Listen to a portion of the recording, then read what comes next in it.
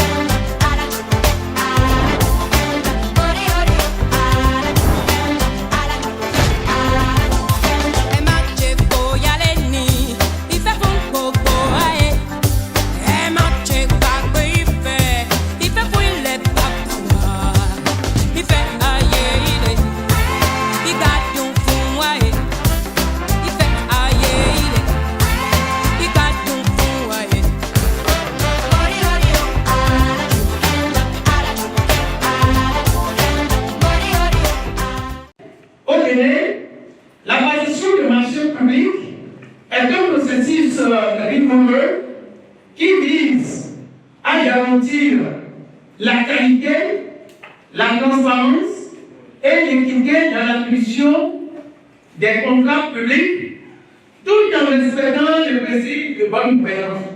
À l'heure où le Bénin renforce sa lutte contre la corruption, une thèse vient éclairer l'un des chantiers majeurs de la démocratie, la transparence des marchés publics. Le mardi 8 juillet 2025, dans la salle IFSIO de l'Université de Parakou, Arnaud Alimi Odun Adjanouga a soutenu le fruit de plusieurs années de recherche devant un jury exigeant sur le thème « La transparence dans la passation des marchés publics au Bénin ». Un travail inédit qui analyse en profondeur les mécanismes opaques tout en proposant des pistes concrètes pour instaurer une gestion vertueuse de l'argent public. Bon, la question de la passation des marchés est une question d'actualité au Bénin. Plus encore, la transparence dans les marchés publics est une question d'actualité parce qu'au regard des multi-réformes qui ont été opérées dans le secteur, il y a comme un sentiment de déception au niveau de la population. C'est pourquoi nous avons essayé de réfléchir sur la problématique de la transparence dans la politique de passation des marchés publics au Bénin. Nous avons essayé d'étudier les conditions de production, la production même de la transparence. Et dans un deuxième mouvement, nous avons essayé de mettre à l'épreuve cette transparence pour voir dans quelle mesure cette transparence est finalement introuvable. Alors, la question finalement de la transparence tourne autour de deux axes. La transparence est-elle une réalité ou bien un mythe? Je crois que finalement, on doit se résoudre à la posture que la transparence est un mythe et c'est pourquoi nous avons estimé qu'elle est introuvable, elle est insaisissable. Mais nous avons constaté d'une façon générale que l'impétrant s'est beaucoup défendu. Il a essayé de répondre aux questions et il a pris l'engagement de parfaire la qualité du travail dans les jours à venir. De la théorie à la pratique, cette soutenance historique dépasse le cadre strictement académique. Elle interroge l'éthique des institutions, l'efficacité des réformes gouvernementales et incarne l'espoir d'une génération en quête de redevabilité et de justice économique. Plusieurs participants saluent la portée de cette recherche. Mes impressions sont les meilleures, comme vous le savez, pour la plupart de ceux qui ont assisté à la présentation.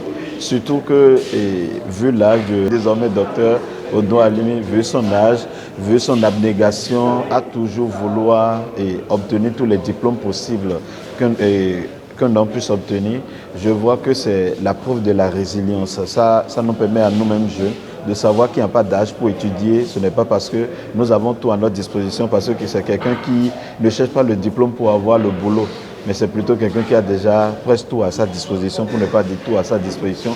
Mais malgré ça, a décidé de continuer à étudier jusqu'à obtenir aujourd'hui le titre de docteur en droit public ou en sciences politiques. C'est la preuve de la résilience et la preuve de la détermination pour nous montrer que si nous voulons atteindre un objectif, c'est à nous de décider et la différence ou bien Ce qui nous sépare de l'atteinte de nos objectifs, c'est notre volonté à toujours continuer. Mes impressions sont celles d'une entière satisfaction dans la mesure où le nouvel impétrant a été mon élève, je vais dire. Je l'ai encadré